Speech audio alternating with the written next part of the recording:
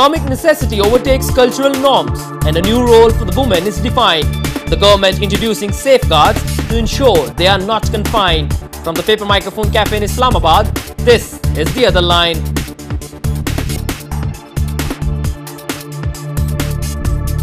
With me today, Sherry Rahman, Member National Assembly from the PPP, and Dr. Fawzia Said, author and women's rights activist.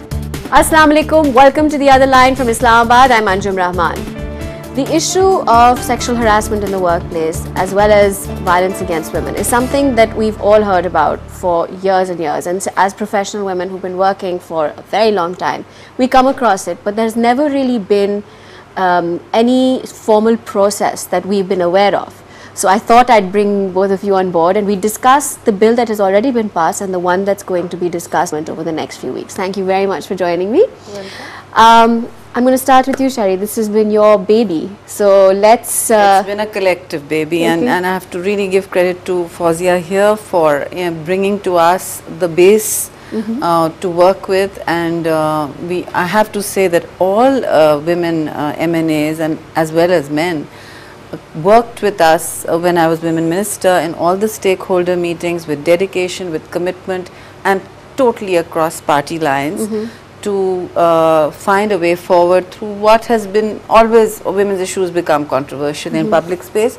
But we did find that even just now in Parliament, the parties, all the parties, the Q League, the MQM, the ANP, obviously the PP, they were all very receptive. I went to each of them. I remember I didn't sit down that day. I was just constantly lobbying with all the members, and they were receptive. They appreciate being asked. They appreciate some credible advice and input. So I think that is very clearly the way forward. And I also appreciate the media's not just assistance, but constant awareness to the public that this is a law that will bring not instant relief, but it will set up an infrastructure of laws that establishes very clearly that women and men who are discriminated against in the workplace on the basis of sex or gender will be afforded protection by the state. Now that doesn't mean that overnight gender discrimination will end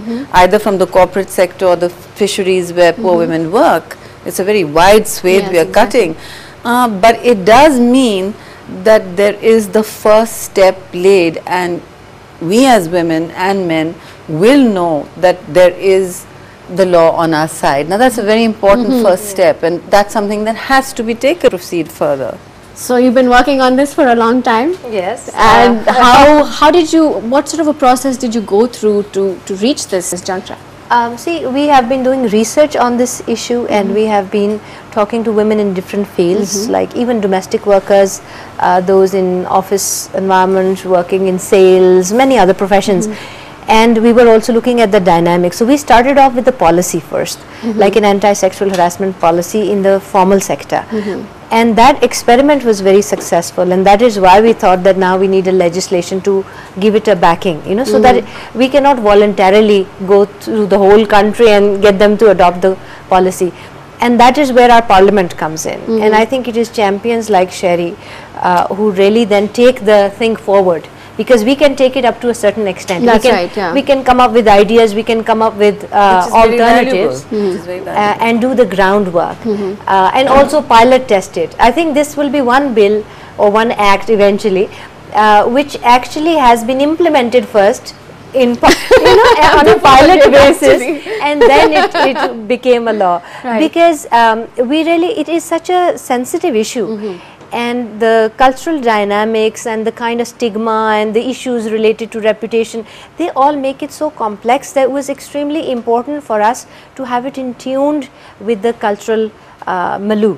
Yeah, that's right. So that it is not something in theory where we say yes there is a law, but then women do not have the courage to actually go out and report. So that is why I think that it was really nice the way when parliamentarians or people like Sherry, they understand the subtleties of the issues so well, they can really appreciate the intricacies and take them forward and actually improve them and take them forward. You know, it is not just a blatant thing. It has to be very complex to deal with a complex problem. Well, here's the question, because in any conversation I've had with, you know, people in the armed forces, people in the public sector, in corporations, they always say if a woman leaves her house and decides to work, then she is the one who's responsible for how people treat her. There are some who are so strong and they so know how to put people in their place that no one dare cross the boundaries with them.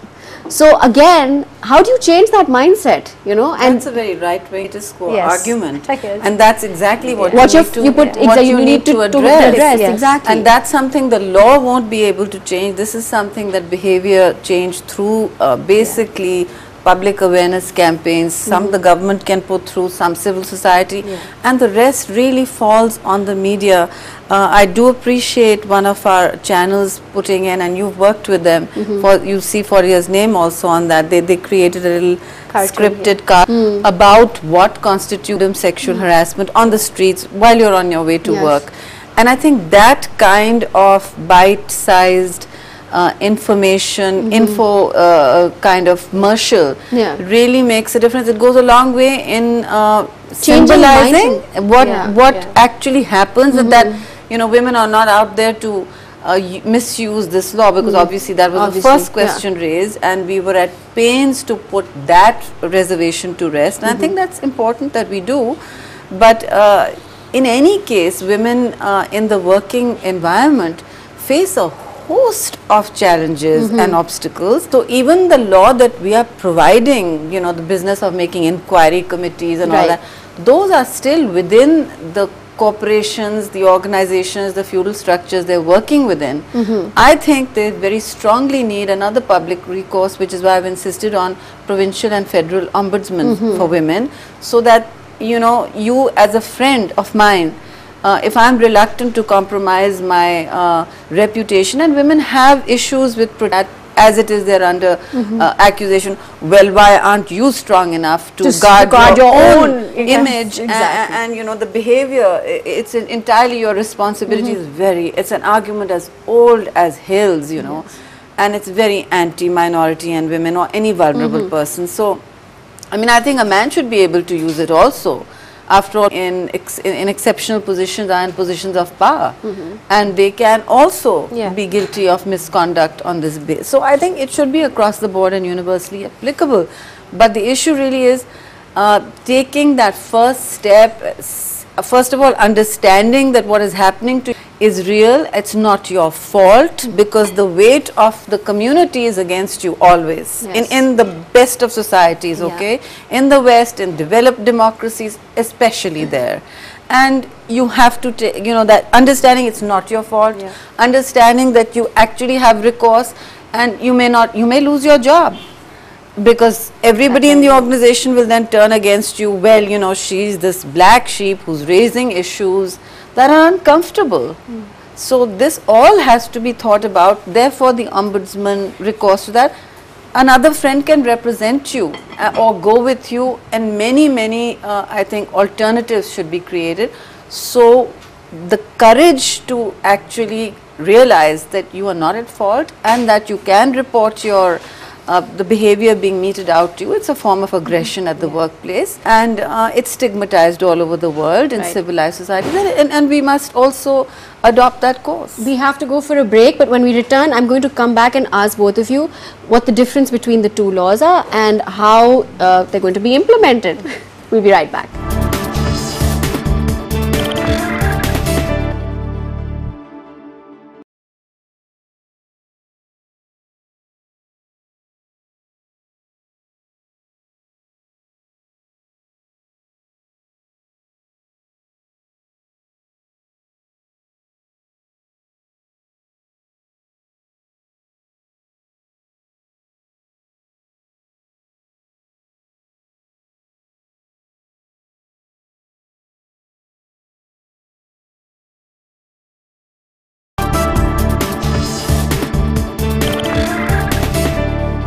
Welcome back. So let's discuss the two bills. Okay. The one that's already been passed. So I can tell us a little bit describe very briefly That's right. both of them. The Yeah. first one that has been passed is actually an amendment in Pakistan Penal Code which changes section 509. 509 already had the spirit of curbing sexual harassment, but it was very vague. So most of the crimes were not really charged under that. What we have done is, like together with the government, rewritten the whole thing. So now sexual harassment is defined properly, and all the examples what? are sexual harassment is any act or action or gesture, verbal, non-verbal communication or written communication which annoys or threatens the other person. It also includes any invitation for sexual links or any kind of retaliation for non-compliance. And this behavior has been now declared crime, and this The might retaliation has also been declared a crime. yes. Okay, that No, is that's a huge. That's what I'm saying. thing, That is because huge. you can hamper your promotion. Yeah, you exactly. can- Yes. And make sure you don't get transport from the factory home. Yes. What to kind make of things? life as And difficult then for this you. may be in the private space or public space, workspace, whichever, wherever, inside the home, in the transport, in hotels, and at workplace, anywhere. And the punishment is maximum 5 lakhs in terms of fine and maximum 3 years in imprisonment.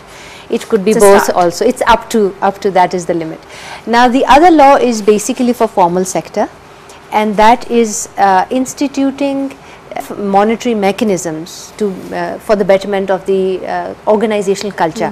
So all institutions, may those be private or government or civil society organizations, they will be asked to institute a code of conduct, which is basically like anti-sexual policy, and establish a 3-member committee which will actually handle all the complaints on So sexual the harassment. problem, if you have one, you can go right there within your organization Yes. and You can deal walk with up to your it supervisor, confidentially you can as go opposed to directly to one of the inquiry committee members, Right. which is very easy for And women informal. to do. Yeah. it's more I relaxed. have a slightly different view on that. I'm always skeptical of committees, and I think it's essential to form one. But even when we were discussing this bill, I feel that it's difficult for women to approach anything within an organization. Yes. Therefore, the ombudsman is necessary. So that becomes another element. Yeah, there must be another avenue outside the organization. But my experience is that even if it is done in confidence, the leaks will happen. That's real life for you. And although the law provides for a member of the committee being replaced if they are the offenders, Yeah. but sexual harassment is essentially a function of power. And that's usually what is used against people. And if those are on the inquiry committee or are able to affect the actions and decisions of the behavior of the inquiry committee, then you've got a problem. Sometimes the owners can also do that, and you cannot really fire an owner. I mean, state-owned, So- lots of state-owned communities. Organizations, So if they are not then there is a provision of having an independent ombudsman, and we are hoping to get women eventually on those positions. So a woman has the first level where it is organization, then they have this ombudsperson who is outside the organization, and then they have the courts, which So is three so recourses. three levels of relief. Which actually would, I think, be very practical once we get into the implementation phase. When you're talking about implementation, you said this has already been practiced in a case Yes. study situation in the formal sector. Could you give us, what the findings said? Yes, what because there are more than 300 organizations that have already adopted. Yes, signed up, and they have experience of about 4 years, most of them.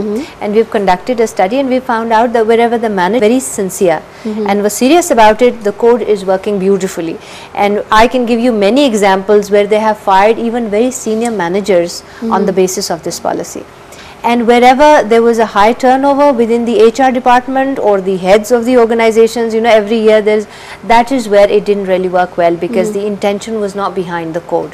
But Right. once it's legally implemented, the case will be So different. what did you do? You went in and you spoke to the Yes. HR people, and then they organized seminars or information No, was what dispersed? we do or have a specific process of adoption of the code. We used to say the government first needs to reach a consensus that they want this policy. Then they need to get everybody on board and do an orientation. Then we need to put it, like display it somewhere.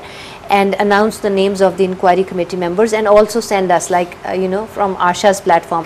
We used to put them on a website, all the names of the inquiry committee and the address of that organization, just, you know, because we didn't have any control over anybody, it was a voluntary affair, but just to have it on the record. And then organizations that were seriously, we used to do an annual monitoring also on our own, and we used to give them awards like the most gender friendly companies in the year, and many companies have gotten awards from us too. I think that can be institutionalized by the Women's Commission. That I would be- envisage a much broader role for the women's. I think it should be made autonomous. I was going to bring And that secondly, and I've recommended Yes, that to the government, also they can assist with the ombudsman. In fact, they can become far more useful and proactive and have a broader outreach and role for themselves. And those that commission can actually look after the whole ombudsman structure much more than the sexual harassment laws can then come for you know, lack of execution in terms of, there are loads of laws that we may bring and have already brought for the betterment of women, minorities, vulnerable communities. Social justice is always difficult to implement. You know, whenever you're trying to flatten a pyramid, it's difficult. So these ombudsmen can function for all those crimes as well. They can be ombudsmen for a much larger ambit of crimes than just sexual harassment. Okay, so- Domestic violence can also be brought to them, many other things, you know. And so here's my question: what sort of resistance have you met with working on This time we had less resistance than on other laws for the first time, because one of the reasons is this is not an ordinance, number one. It was also driven by government. I mean, my experience has always been to take it through opposition, which automatically garners resistance.